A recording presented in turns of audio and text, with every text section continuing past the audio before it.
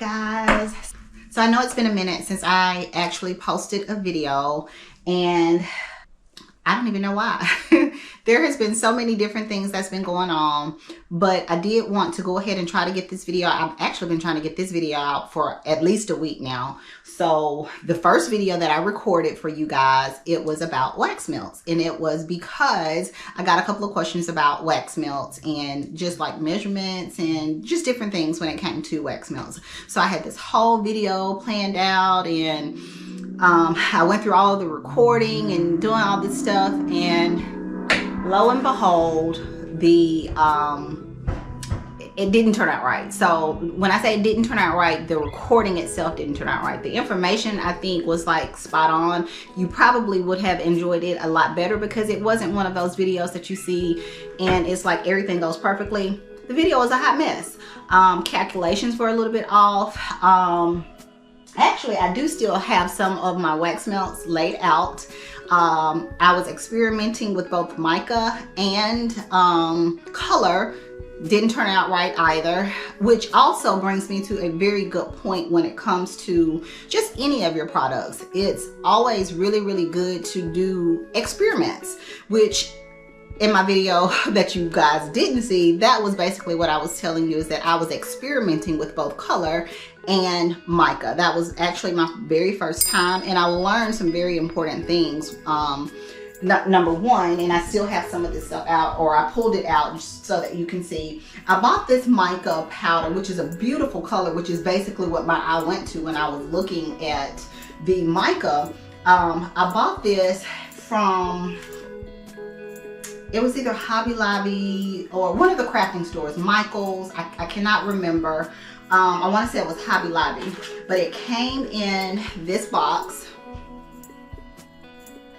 and Something Fabulous is the name of the brand. Now, me personally, I would not recommend this particular mica powder, not because it's not good or because, but only because for what my intended use, I would not. I don't know if you guys can see that, but it has like a sprinkler top to it, and I am making a huge mess here. But it has like salt and pepper top to it, so it was really hard to measure. And when you're making things like candles and wax melts and whatever you're using it for, you want to have a formula. So there was, as I was using it, I was thinking, well, you know, how am I going to measure this? Is it 3 shakes and that's how much I'm using? Are my shakes equal? I mean, it was just so much, you know, that I was thinking about with this. I didn't have the option to use a spoon. I do have, I have actually a couple of these little spoons. I hope you guys can see that. But I have a couple of these little things, and that's what I plan to use to measure out my mica when I do my formulas. Okay, well, this particular scent or color takes however many teaspoons, because that's measurable to me as opposed to 1, 2, 3 shakes. And I do actually have mica that I can use that's in a container that I can actually dip out of. So again, that's why it's really, really important to just kind of experiment. The other thing is color. So I bought this color actually at the same time that I bought that mica. It was only about $4. It came from Michael's or Hobby Lobby or something, but I could not get the coloring correct. And you know, if you were able to see the video, which you were not, you can see this. I wanted to go for a really pale yellow. That is not pale yellow to me. I mean, I guess technically, yeah, it could be. It's not yellow enough for me and what I was actually going for. So anyway, saying all that to say, I'm going to try to recreate the video that I did on last week, yesterday, whenever I was doing my editing for it. But one of the questions that I wanted to try to answer, and I hope it works out for you guys, the question was, how do you measure for molds? So I have a ton of different molds that I use, and I was working on some of my spring items. So it's really, for me, it's hard to say, okay, this is 2 point whatever, you know, this mold is 2 point whatever. So the way that when I start my experimenting and playing around with new items, I kind of start with a baseline. So for me, my baseline for my wax melts is just a regular clamshell, nothing fancy. I actually do use these, and the reason I start with this particular baseline is because it's tried and true. We know that it's going to hold 2.75 ounces of wax and oil. So I don't really have to guess on this. So what I do for me, and it does work out sometimes, or what I've done in the past would say, okay, well, I have, let's see, just say 3 of these. So to me, 3 of these equals 3 of these. And then you're thinking, well, what if it's more? Well, number one, if it's more, then I know that I need to drop that 2.75 down to maybe 2.5 or 2.25, or I at least have that baseline to know how much this holds. And that way, you know, I'll know how to formulate, you know, moving forward. So anyway, that's what I am going to do today. I think what I'll be doing is just working on some of my regular everyday scents, from the everyday collection, as opposed to working on some of my spring scents, because again, on yesterday, one of the things that I found, because I was doing 3 scents for my spring and summer collection, I was only doing a few of each. And because I blend my scents, that was very tedious. So I had to take, you know, 2 or 3, you know, measure it out in the formulas. It was too much. So today we're going to use what I already have and already blended up, and we'll just make some wax melts from my everyday collection and just kind of let you guys see my process and how I do things. So I'm going to get all of this cleaned up and we will get started. Okay, y'all, so it is a tad bit later. I had a few things that I needed to do, but I wanted to go ahead and get this video finished up. I think I have pretty much everything already pulled and ready. I do have my scale. I'm still not real sure, like I said before, on what I will actually need, because this is kind of like the testing phase for my wax melts. It's not just about the fragrance and the oil. I still need to know how much of each thing. I use the Golden Wax 494, and just a few tidbits of information on this particular wax. This is a wax for you cannot use it with candles. You can do wax melts, you can do anything wickless. You can pretty much use it for pillars, tarts, any of those type things. You can use this wax for. It is really, really good because it's a harder, firmer wax. If I'm not mistaken, you can heat it, or the melt point is like 120, 125. Heat it up to like maybe 185. All of the package instructions are within, you know, when you purchase it, it should be listed there. So I am going to go ahead and get my wax measured. Well, not really measured, but you know, get it melted anyway. And we're gonna see how this works out, because I have no idea.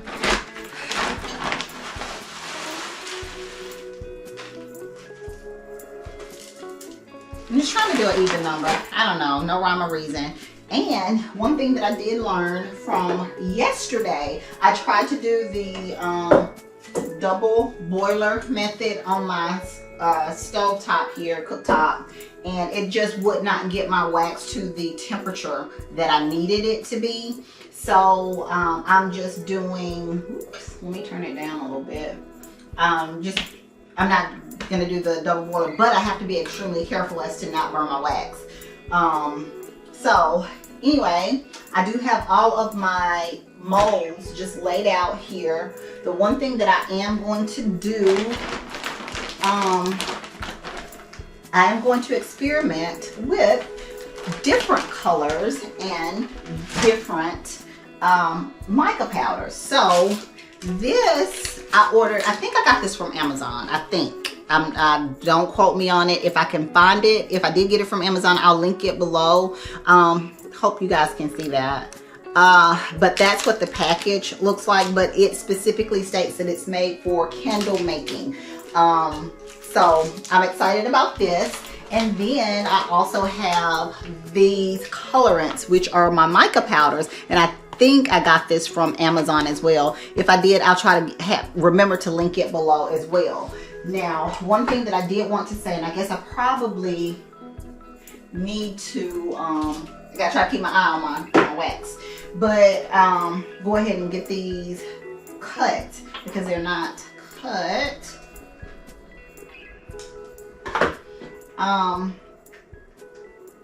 The one thing that I did want to mention with these colorants, they are, hope I don't make a mess, y'all, but I can actually use my spoon and I can measure out better with these. So this is basically what it looks like. Just, and y'all excuse my nails. I'm going out of town this upcoming weekend, so I took my old ones off and I'm going to get them redone or do them probably tomorrow. Yeah, or tomorrow. Anyway, this is what they look like. It's not a lot now, and also if you've never used mica before, mica is not a colorant, and I'm sorry, I think I just said that. It's really not a colorant, but it's going to give that illusion, that swirly effect. And it's really not going to give you a color, which is why I am pairing my mica with a color. So just keep that in mind too, because you will use a lot of this stuff if you're trying to change the color. So, and one thing that I did yesterday, I used glitter on some of my wax melts, and they did okay. I'll show you one of them, and I'll tell you guys a sweet little story with the mermaid tail. So this is not the colors that I was originally going for, but I mean, it is what it is. These will be used here at my house anyway, so it's not that big of a deal. And even if I can't work out the colors the way that I have it imagined or envisioned in my head, I can always just do basic, no color, no mica, no nothing. But what's really important to me is the hot throw, cold throw, and making sure that, that part of it is spot on. So anyway, sweet story while I am preparing this, y'all.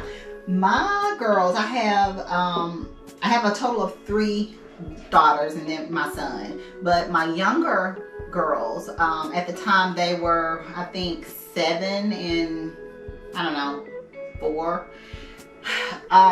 Anyway, they wanted to become mermaids, and so the older of the 2 came to me and was asking if I could go buy. She found a potion online to turn them into mermaids, and she wanted to know if I could go and buy the items from the potion so that they could become mermaids. It was the beginning of the summer, and of course in my mind I just thought that was the funniest thing ever. We know that you can't buy a potion to become a mermaid, and so I told her, I said, well, no, I'm not gonna do it. Use your allowance. Maybe you can get with your, one of your sisters. Of course my older daughter was like, no, I'm not going in on that.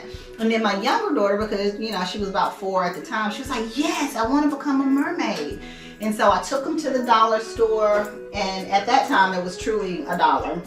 So they bought all this stuff, and it was simple things like salt and sand and grass shavings and just stuff.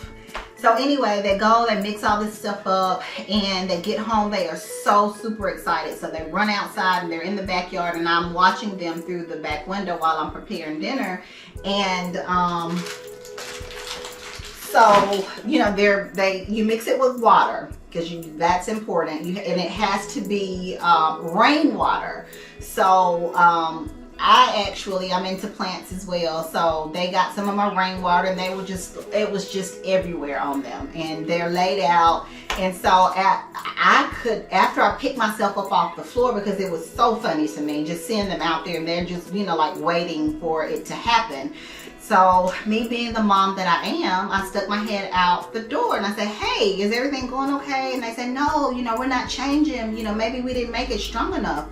And so to keep the laugh going for myself, I said, well, why don't you guys, maybe, you know, if you take a bath, that's when you'll change. And you should have seen that look on their face of, you know, like, yes, that's what it's going to take, us getting into the water. So saying all that to say, they, you know, I heard them, you know, splashing around, and I went to, you know, after they, you know, got in the tub or whatever, I went to check on them, and I was like, well, did you turn? Let me see your, you know, your fins and your little tail.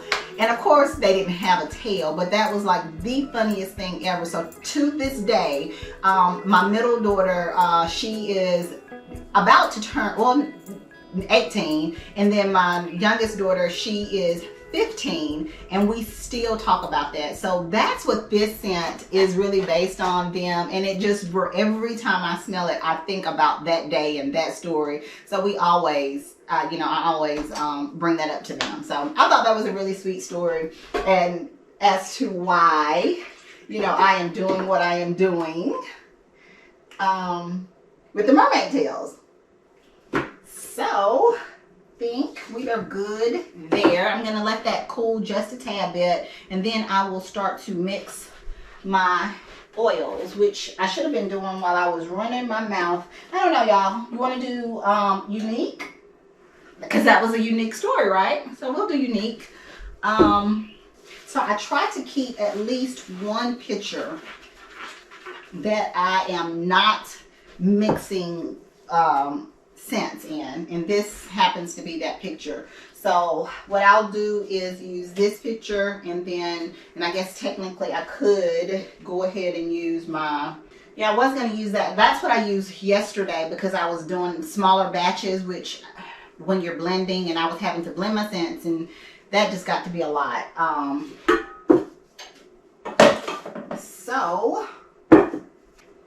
so what I am going to do, I don't know whether I want to move you guys so that you can see this process. Let me, yeah, let me do that. Let me move you guys a little bit closer, and that way you can kind of see what it is that I'm doing over here. So what I am doing here is actually measuring out each of my fragrance oils so that it is ready when my wax is ready. And the only thing that I will need to do is just pour in my mica powder as well as my color. And I apologize because I thought I had recorded this whole process, but I had not. So that is what I am doing. Okay, so it is a little bit later, and I did not record. I thought I was recording, and I was not. I've already measured out my fragrance oil here for each of my scents, and what I'm doing now is just adding in my colorant, which is my actual color, and then I will also be adding in my mica, which is the actual mica powder. So let's do that. Just going to check my temperature here. Okay, and we are good on temperature.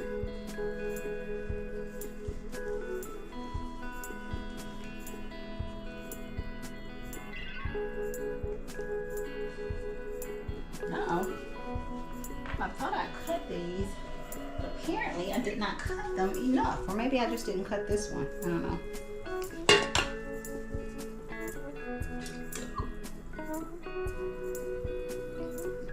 Okay.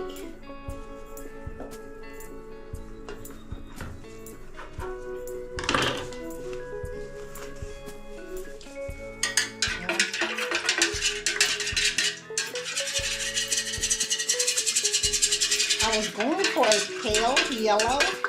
I wanted to do a couple of drops so that I could measure out my color. And then it squirted out. So,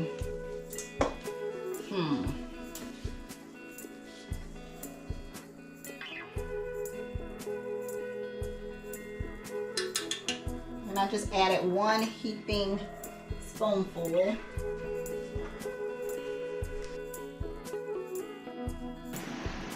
Here I am just adding in my fragrance oil and stirring for 2 minutes, the standard normal thing that you guys are used to seeing. I think this is giving me what I was wanting yesterday.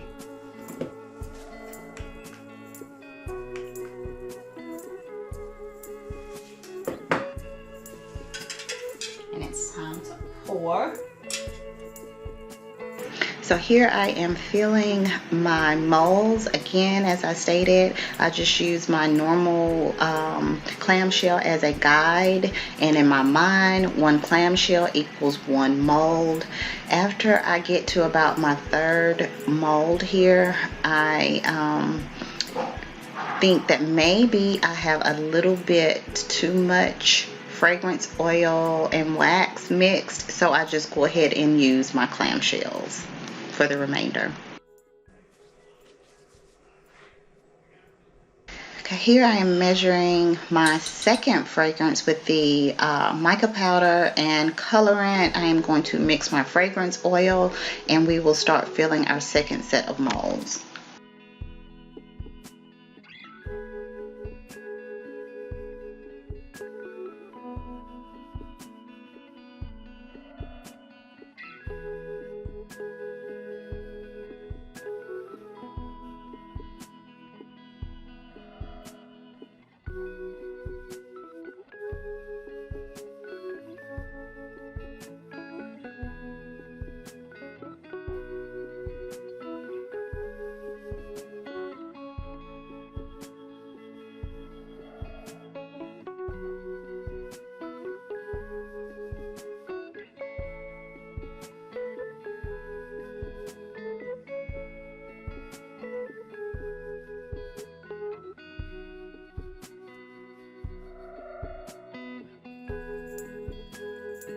Hey guys, so I am finally done. I was able to make 3 different scents, and it gave me a pretty good idea of how to calculate or formulate for my, let me see if I can take you guys over.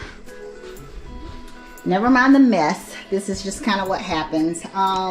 So I was going for a very pastel color on all of my colors for spring. That's the colors I was looking for yesterday. Of course, I haven't taken them out of the mold. So as I stated before, what I do for, or what I have been doing for my molds, because I haven't been using molds for a very long time, is I use my clamshell as a guide. And because I know that is 2.75 ounces, I say, okay, well, maybe one of my molds equals that amount. Now, you may be able to look at your particular mold to see if it gives you a fill weight. My molds did not. So again, that's where I had to kind of play with it, and it's almost to the T. I do know that I do need to make a couple of tweaks to it, but it gave me a starting point. You know, I know whether I need to add more or add less. So I'm fairly happy with how it turned out. I ended up with a little bit more product or more wax than I originally anticipated, but everything that I have here, it'll go to either family or I'll use it here in my home. So it doesn't have to be perfect, but it does give me an idea of what I need to do. Also, one other tip that I have been doing, some of my clamshells are clamshells that I've used previously. So if I'm testing, I just save those. And when I'm doing testing like today, I'll just pull those back out instead of using new fresh ones every single time. So that can help you as well if you're worried about the cost of using up your products. So for the most part, that is it with, you know, doing wax melts and, you know, just making sure that you're using the correct type of wax that is formulated for wax melts, tarps, things of that nature, anything that does not require a wick. I wanted to do crumble. And crumble is just basically another form of wax melts. So, but I didn't have time. I have some other things going on. My son has made it home. It's a little bit later in the day, so I have to go and take care of that and, you know, feed him and, you know, do all those motherly things. But I'm really excited to see how these turn out, as far as, you know, making sure that when I'm removing them from the molds, they don't break. Just different little things like that. So I'm really excited about that. And if I have time, I will insert a clip from that to let you guys see exactly how they turned out, because I did not use any glitter this time. Yesterday or last week when I was doing my editing, I realized that, yeah, I'd use glitter and I'd use mica, and you know, I was just doing, as the kids would say, I was trying to do too much. But anyway, I am really pleased so far with what I am seeing, and I guess I will see you guys in the next video. Bye.